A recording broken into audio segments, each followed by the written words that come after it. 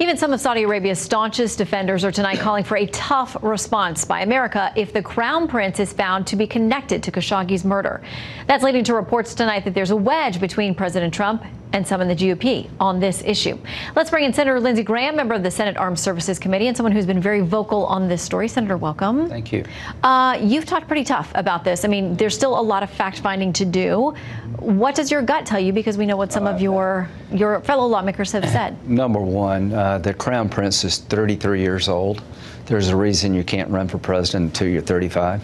In this country? Yeah, in this country. He's been a wrecking ball. He put the Prime Minister of Lebanon under house arrest for a while.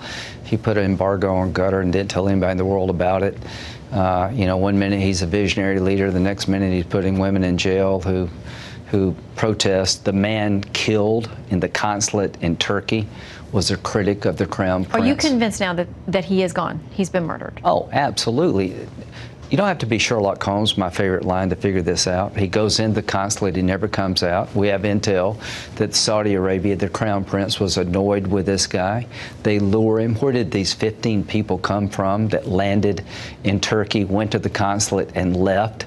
Somebody who's an autopsy expert. What's that got to do with the interrogation? I will not have my intelligence insulted or my support disrespected. I was the leading advocate for Saudi Arabia because they're a strategic ally. And Donald Trump, President Trump, has been tremendous to the the country of Saudi Arabia. This is the most disrespectful thing I've ever seen toward a president of the United States. He has done everything he could to help Saudi Arabia, and this is the way you're repaid. He's a strong man, President Trump. This will not go unanswered. Okay, I want to play something that Senator Marco Rubio said to us last night about the interconnection between the U.S. and Saudi Arabia.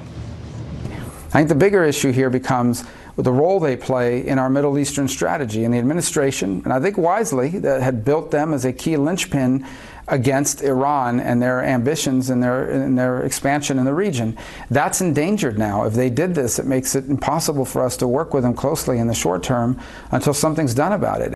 Okay, so all kinds of interconnections on oil, on their military needing us to help sustain them, on the issues with Iran. I mean, Yemen, what's going on there? You know what we need the most? To be good Americans.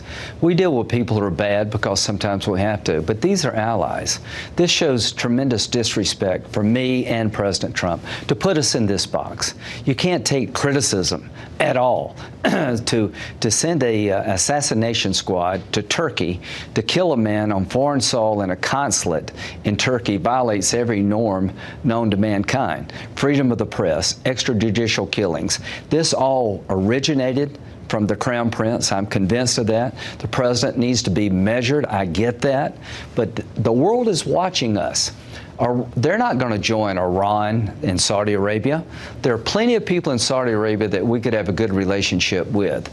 But if the Crown Prince stays in power, it will be almost impossible to reconstruct this relationship at a time both of us need it. All right. Well, the investigation continues. There's a joint investigation with the Turks and Saudis, among some others. So we will continue to watch and see as we get new information. I want to get you to respond to something, too, that you've taken some heat about today. Here's something you said earlier today in talking about taking a DNA test with respect to Senator Elizabeth Warren. Come back in a couple of weeks and we'll take a look. We'll find out who you really are. I'll probably be Iranian. That'd be like terrible. Okay, you said probably like Iranian, and Brian followed up there, meaning you mean the leaders, not the people, but that offended a lot of folks. Well, Jamal Abdi, president of the National Iranian American Council, said this: if you dread the notion of Iranian ancestry and believe all Iranians are liars, you are hopelessly bigoted and unfit to serve in the U.S. Senate, where votes affect tens of millions of Iranians and millions more of Iranian ancestry in the diaspora. Well, if you know anything about me, name one person who's been a bigger defender of the Iranian people to fight back against their oppressor. It was a joke about, you know, I'm the Ayatollah's ancestor here. The Iranian people are brave and cultured. To my liberal friends who are offended by my statement, at least I didn't vote for an agreement that gave $150 billion to the man who kills Iranians in the street because they're demanding freedom and a fair election. I have stood with the Iranian people. I will continue to do so. I have nothing but contempt for the Ayatollah and his murderous regime. And it was a joke, and it was directed at the Ayatollah, not the Iranian people. So if you know anything about me, you're an Iranian dissident, I'm on your side. Will you let us know about the results of the test? I can't wait to tell you. You see, I've been told, I don't know if it's true, that my grandmother was part Cherokee Indian. So all I can say. Now, are you being facetious, or you mean this for real? I've been told that, but now I'm going to find out. Okay. Because all I got to do is beat 1/10 of 1%, then I'll win the prize between me and Elizabeth Warren. All right, reveal the results right here on Fox News at Night. We'll look forward to that. Senator, thank you for coming in.